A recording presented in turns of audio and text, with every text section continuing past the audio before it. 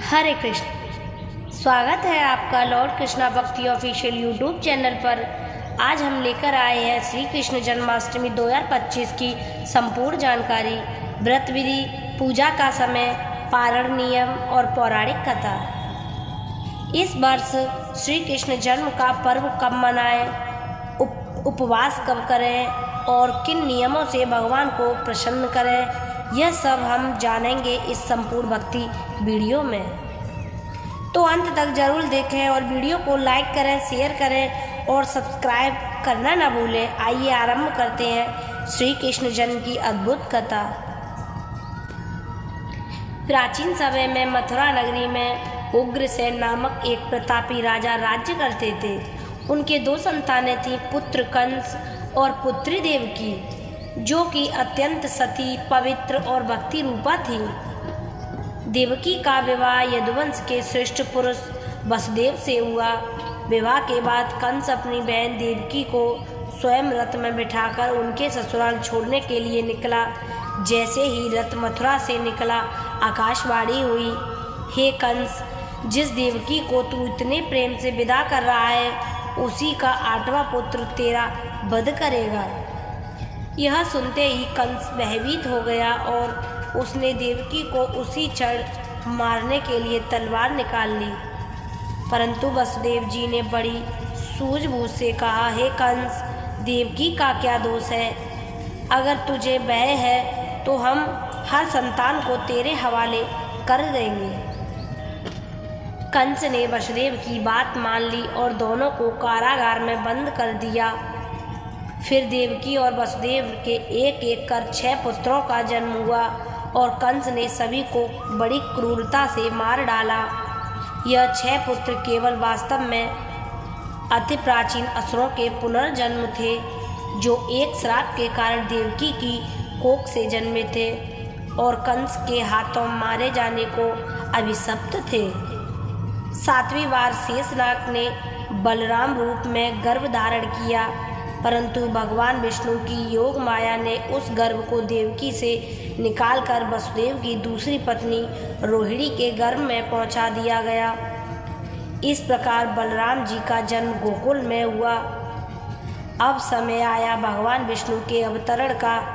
जैसे ही अष्टमी तिथि, रोहिणी नक्षत्र और मध्य रात्रि का समय आया, देवकी के गर्भ से भगवान श्री कृष्ण ने दिव्य रूप में जन्म लिया।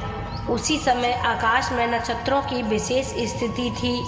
कारागार के सारे द्वार खुल गए और पहरेदार निद्रा में चले गए। माता पिता के बंधन भी खुल गए। भगवान ने वसुदेव जी से कहा, हे पिताश्री, मुझे लेकर तुम गोकुल जाओ। वहाँ यशोदा माता एक कन्या को जन्म देने वाली है। उस कन्या को यहाँ लाकर देवकी के पास सुला दो। भारी बारिश हो रही थी, परंतु शेषनाग ने वसुदेव के सिर पर छत्र बनकर रक्षा की। वसुदेव ने शिशु को एक छोटी टोकरी में रखा और यमुना नदी को पार कर गोकुल पहुंच गए। वहां माता यशोदा के पास एक दिव्य कन्या जन्मी थी। वसुदेव ने श्री कृष्ण को वहां सुला दिया और कन्या लेकर लौट आए।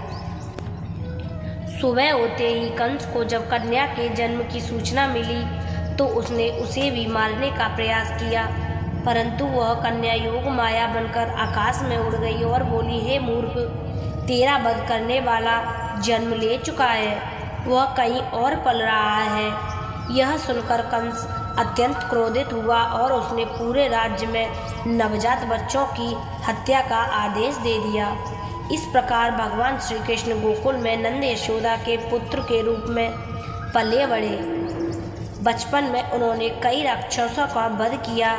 कालियानाग, पूतना, तृणावर्त जैसे राक्षसों को समाप्त किया और गोवर्धन लीला, रासलीला जैसी दिव्य लीलाएं रचाई। इस व्रत कथा का फल यह है कि जो भी श्रद्धालु इस कथा को श्रद्धा से सुनते हैं, पढ़ते हैं या सुनाते हैं, उनके सभी पाप नष्ट होते हैं, संतान, सुख, मोक्ष और भक्ति की प्राप्ति होती है। तो आइए श्री कृष्ण जन्मोत्सव को मनाएं पूरे श्रद्धा और विधि विधान के साथ। भाद्रपद माह की कृष्ण पक्ष की अष्टमी तिथि को ही भगवान श्री कृष्ण का जन्म हुआ था, जिसे श्री कृष्ण जन्माष्टमी कहा जाता है। इस वर्ष यानी 2025 में जन्माष्टमी पड़ रही है शनिवार 16 अगस्त को, क्योंकि अष्टमी तिथि शुरू हो रही है 15 अगस्त रात 11:49 से और समाप्त होगी 16 अगस्त शाम 9:34 तक। इस तिथि के अनुसार ही व्रत और पूजा का निर्धारण होता है। इस वर्ष व्रत 16 अगस्त को ही रखा जाएगा। भगवान श्री कृष्ण का जन्म हुआ था रात के निशीथ काल में। यही कारण है कि मध्य रात्रि में पूजा का विशेष महत्व होता है। निशीथ पूजन का शुभ मुहूर्त रहेगा आपका 16 अगस्त को रात 11:49 से लेकर 12:33 तक। यही वह दिव्य घड़ी है जब लड्डू गोपाल का जन्मोत्सव मनाना चाहिए।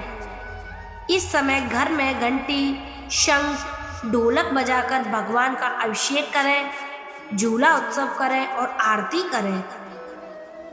जन्माष्टमी का व्रत बहुत ही पावन माना जाता है। इस दिन श्रद्धालु पूरे दिन निर्जल या फलाहार व्रत रखते हैं और रात्रि को पूजा के बाद व्रत खोलते हैं। लेकिन पारण यानी व्रत तोड़ने का समय बहुत महत्वपूर्ण है। पारण का समय 2 तरह से देखा जाता है।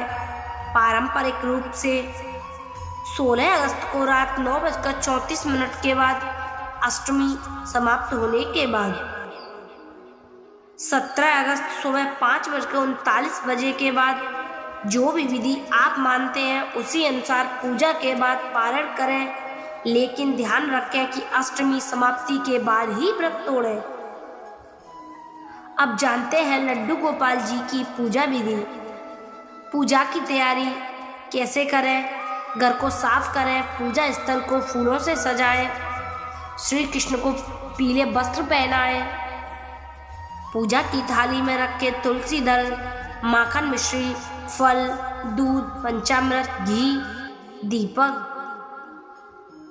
पूजा विधि: श्री गणेश और गौरी गणेश पूजन करें, फिर ओम नमो भगवते वासुदेवाय मंत्र का जाप करें। लड्डू गोपाल का पंचामृत से अभिषेक कराएं, उन्हें झूले में बैठाकर झूला झुलाएं, भोग लगाएं, खीर, माखन, मिश्री, मेवे का आरती करें। आरती कुंज बिहारी की। अंत में सभी पारिवारिक सदस्यों को तिलक लगाकर प्रसाद वितरण करें। जन्माष्टमी के दिन ये काम अवश्य करें। पूरे दिन व्रत और सत्संग करें। 100 बार श्री कृष्णाष्टक या गोविंद नामावली का जाप करें। रात्रि में लड्डू गोपाल के जन्म के समय आरती और भजन संध्या करें। अपने घर के बच्चों से बाल गोपाल की तरह सजाकर झूला झुलवाएं। पड़ोसियों को प्रसाद बांटें, सभी में कृष्ण प्रेम फैलाएं। तो मित्रों, इस तरह हम जन्माष्टमी 2025 को श्रद्धा, भक्ति और विधि से मना सकते हैं। आप कमेंट करके बताएं कि आप किस परंपरा से व्रत रखते हैं और क्या खास बनाते हैं भोग में। इस बार जन्माष्टमी को बनाए भक्ति का पर्व। कृपा हो नंदलाल की जय, जय हो गोपाल की। इस चैनल को लाइक करें, सब्सक्राइब करें और बेल आइकन दबाएं ताकि हर नई भक्ति वीडियो आप तक सबसे पहले पहुंचे।